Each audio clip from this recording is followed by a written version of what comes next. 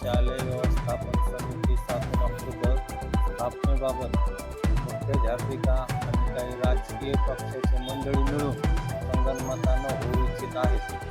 पाल्याचा क्रम पूर्ण नसतानाही त्यांनी अध्यक्षीय सदस्य निवड केलेली आहे. तरी या सदस्य निवडीला 400 पालक असताना 40च हजर होते. त्या ठिकाणी 400 विद्यार्थी आहेत आमच्या शाळेत, 415 तिथं 40च विद्यार्थ्याचे पालक हजर होते. 40 विद्यार्थ्याचे पालक होते, त्याच्यात 10-15 असे होते की त्याचे पाल्य नसतानाही ते शाळेत आलेले होते आणि त्याच्या संगनमतीनं गोंधळ घालून गडबड करून त्या हिशोबाने त्यांनी सदस्य निवड केलेली आहे. तरी ही सदस्य निवड आम्हाला बिलकुलरित्या मान्य नसल्यामुळे मान्य नाही. सदस्य निवड आम्हाला मान्य बिलकुल नाही. 40च पालक फक्त मीटिंगला उपस्थित होते का? पूर्ण 35 ते 40 पालकाच्या उपस्थितीमध्येच ही सगळी निवड झाली.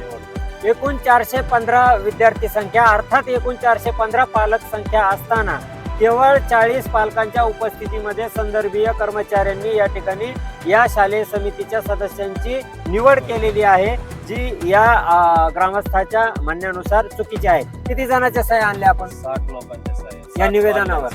बरं, या ठिकाणी BO ऑफिसला यांच्याकडून एक निवेदन देण्यात आलंय, ज्या निवेदनावर 60 पालकांच्या स्वाक्षऱ्या आहेत आणि यांचं म्हणणं आहे की ही पूर्ण निवड प्रक्रिया जी आहे ती परत एकदा राबविण्यात यावी. असंच म्हणणं आहे ना आपलं? काय म्हणणं आहे आपलं? म्हणणं ही जी मागची प्रक्रिया झाली ती रद्द होऊन नव्यानं सदस्य अध्यक्ष निवडण्यात यावे. म्हणजे अगोदरची प्रक्रिया झालेली ती नियमानुसार नाही झाली. नियमानुसार नाही झाली. भरलेला नाही, पालक हजर नव्हते त्या ठिकाणी. 40-50 लोकांमध्ये गुंडाळून नेलेले आहे.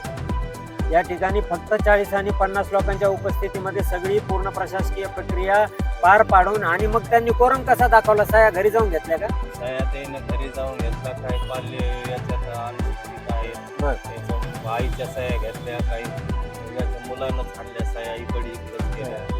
जसं हिशोबाला येईल तशा सह्या केल्या त्यांनी. कधी बाहेर कोणाला विद्यार्थ्याला थांबायला लावल्या, विद्यार्थ्याला हल्ल्या, अशा हिशोबानं त्यानं गुंडाळून नेलं.